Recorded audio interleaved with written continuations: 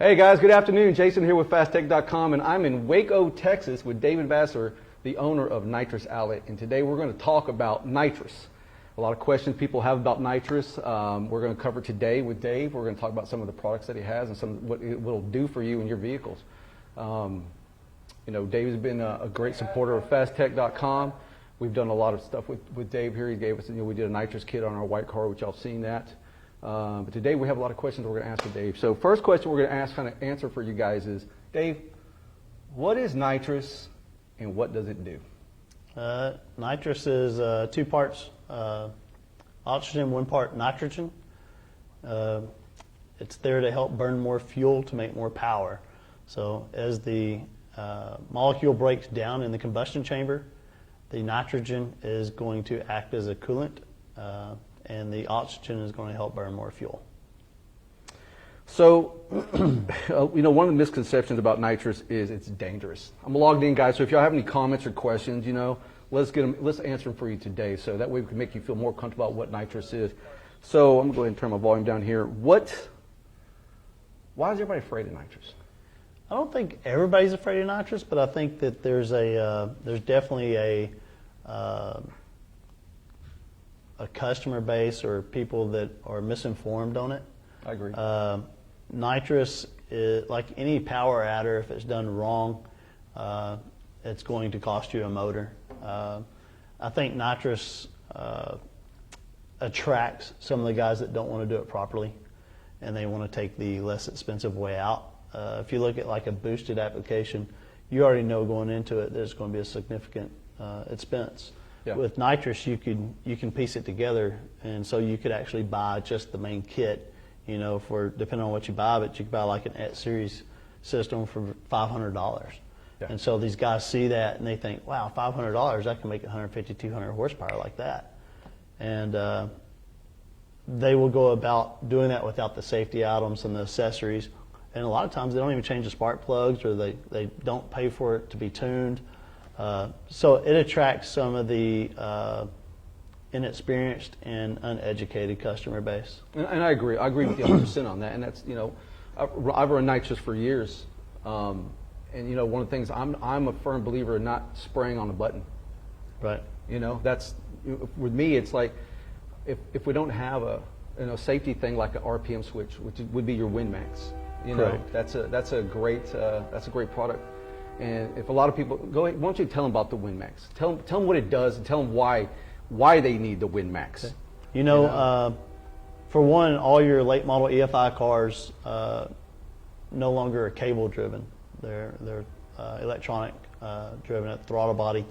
The WindMax has a built-in TPS activation, which reads the wide open throttle, because you want the nitrous system to activate at wide open throttle.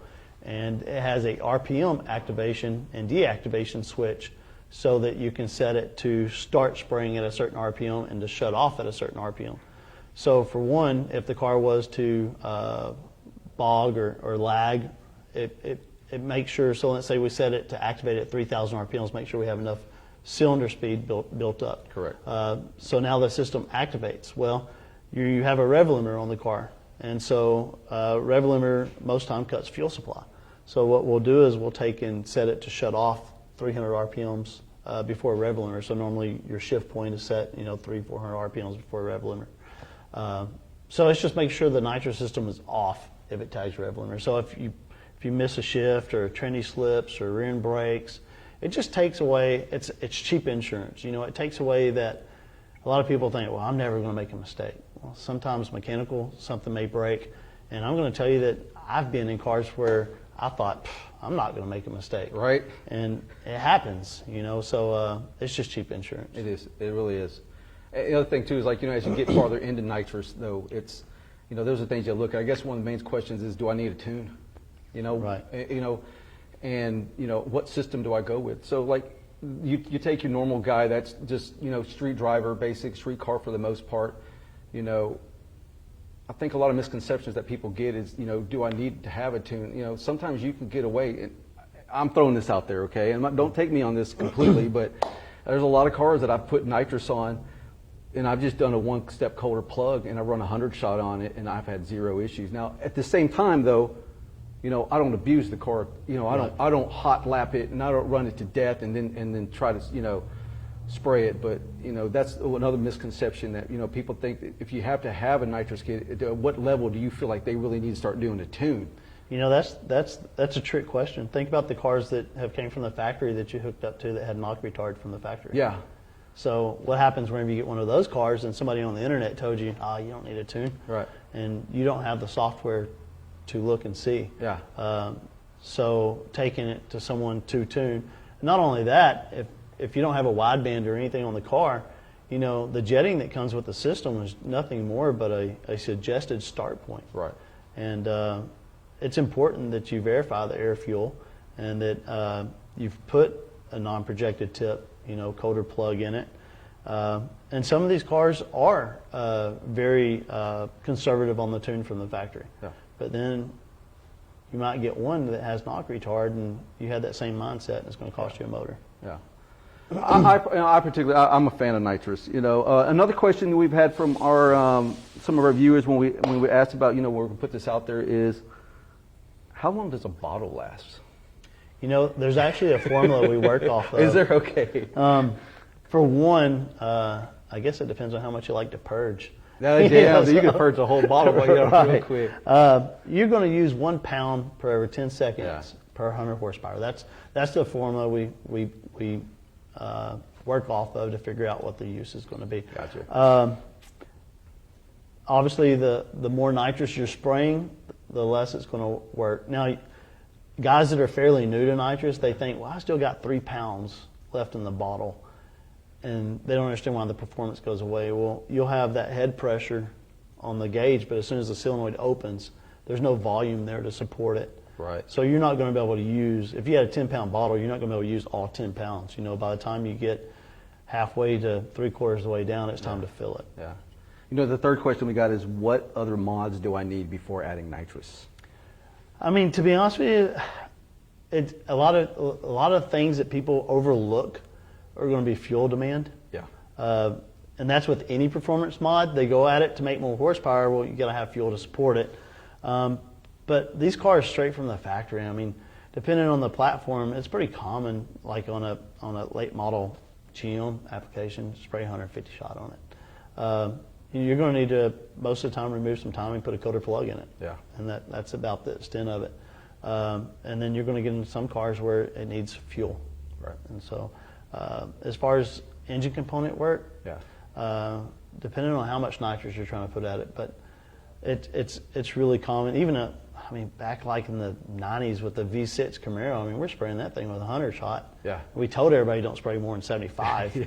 But we were beating on those cars, and then it was really common to spray 300 on the stock LS, but if you called here, we told you don't spray more than 150. Yeah. So it's for one it comes down to your tuning ability and being able to know what those signs are of what it needs. Right. Exactly. I see, another question, I guess, real quick is, I think you kind of answered this a second ago with how big of a shot can I run? Stock, if you're taking like basically, let's say OEM piston car for the most part. Right. What do you suggest, 150 shot? Yeah, 150 kind of is really the suggested sweet spot on pretty much any of your domestic V8 applications these days. Are there people doing more? Yes. But if you wanted to say, hey, Dave, what's my sweet spot where I can make great amount of horsepower for my daily driver and have fun, we're going to tell you 150. You get into some of the compact cars, you're talking 50 to a 75 shot. Does anyone run nitrous? Got a couple. I used to run a 250 shot. Hey, Joe. Separate fuel system, TNT kit, plus a window switch. Yeah, you got to have that window switch. Guys, if you're watching this right now, if you got any questions for us, feel free to send them to us. We're paying attention right now. If you got any questions about, I got a perfect question. What's that? So, how much nitrous can an LT1 hold with enough fuel and good air fuel at wide open throttle? What was the question? LT1. How much nitrous can an LT1 hold with enough fuel and good air? Hey Joe, is that stock or modified, or is that piston car? Because with with stock pistons, I mean, I've seen guys all day long running like E85 with the 150 shot on the street all day long, beating it, and I haven't seen them blow anything up. So I mean, if that helps answer your question as far as that goes, you know, I hope that does. But that's what I've seen. Right. No, that's what they call here. You know, as a manufacturer, we're here to push the conservative side of things. Yeah. Your customers are going to, as they do that and they become more familiar with their platform, they're going to push areas, and we guide them through that, but they have to venture out. They do. On that. Two-step coulter plug also. Just throw it out there also. It wasn't running stock plugs on that one. It's two-step coulter plug, you know. So that's, you're welcome, Joe. What comes in your nitrous kits? So our base system is going to come with, you can get it with or without a bottle. You can pick, you know, 10-pound, 12-pound, 15-pound bottle. It's going to have your solenoids. If it's a plate system, it's going to have your EFI plate. If it's a single nozzle, it'll have a nozzle that goes in the air tube.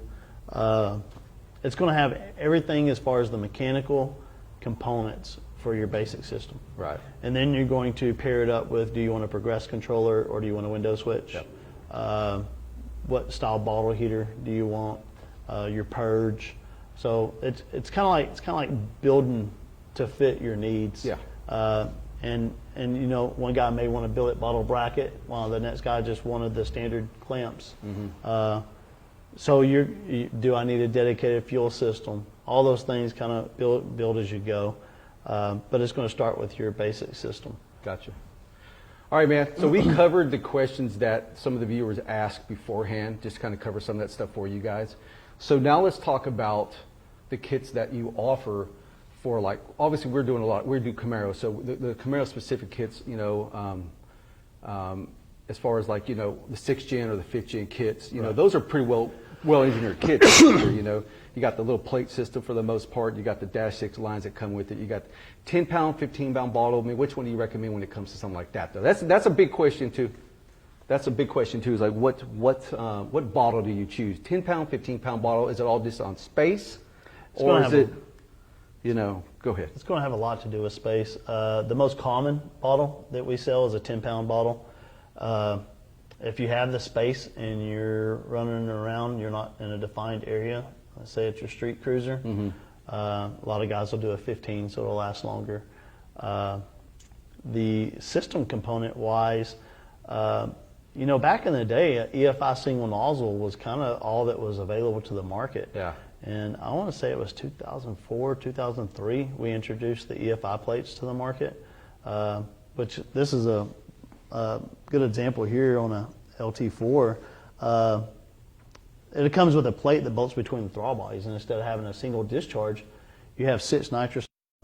We kind of concentrate on the higher end of things. So like whenever the customer gets the product from us, the solenoid's already attached to a solenoid bracket, the fittings are already Loctited in place. Literally all they have to do is bolt the plate on, mount the solenoids, and put the hard lines in.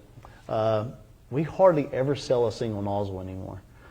We also offer the universal plates with braided hoses, and we hardly ever sell those anymore either, because people like the simplicity of the install and the cleanness of it. A lot of the cars now are coming with blowers, like your ZL1. Yeah. And then your older stuff, your LSA and your LS9. Boost and Juice is a program that we have here, and we do a lot of boosted nitrous. We have a lot of blowers come through here where we're putting spray bars in them. We offer plates like this one right here. You know, this plate here bolts between the lid and the lower blower. We partnered up with Procharger this year. I mean, who's ever heard of a nitrous company and a boosted company working together? Yeah, right? You don't hear that, right? And that's because we have a lot of mutual customers that are doing both. You know, they have a blower on the car and they have nitrous on it. The great thing about nitrous is, especially with these stock blowers, when they start, you know, you're spinning them hard and they start becoming less efficient and they start creating heat. Well, we can give better atmosphere in there with nitrous. And then you got guys that instead of putting the bigger blower on their daily driver, they can just stay with the blower they have and put a little bit of nitrous on it. The car's more consistent, and they're not having to beat the snot out of it every day when they're driving it. Yeah. So the drivability is a little better. Completely. Hey, got a couple more questions here. Let's look at this one here, Keith. Trying something on a wheelie control sensor, better to have it break wide open throttle signal or to have it pull timing, which one would be better?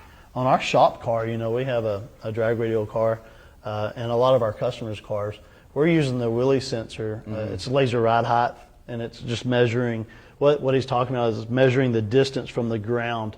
And as that car is transitioning on the launch, it's measuring that. And so what we do is we take out timing to settle the car down. Yeah. Another one is Joe. How come I'm quoted $4,700 to install a kit? That's what AMP and 21st Century quoted me. It takes 4 to 6 hour install. LME quoted built my 402. You're not going to do a proper nitrous install in 4 to 6 hours. It's just not going to happen. It's not going to happen. If anybody tells you that they can do a proper nitrous install in 4 to 6 hours, you probably need to run. Yeah. Bolting, our product line is really designed around more of a bolt-on OEM fitment. And so we've taken a lot of the struggle out there. But these late model cars, you got to take this apart to get this apart. Yeah. And, there's just so much stuff to come apart. And not only that, the wiring, in all honesty, a wiring job to do a nice clean wiring job, that's 16 hours minimum. Yeah. My white car took me literally 2 days to wire it. But when you look in the car, you don't see anything. And when you look through my engine compartment, you see the solenoids, but you don't see any of the wiring. Right. And the other thing too is making sure you're sourcing the right wire. That's another big thing too. It's like, guys, whenever you're putting these kits together, you're not running 18 gauge wire. So you're dealing with thicker wire.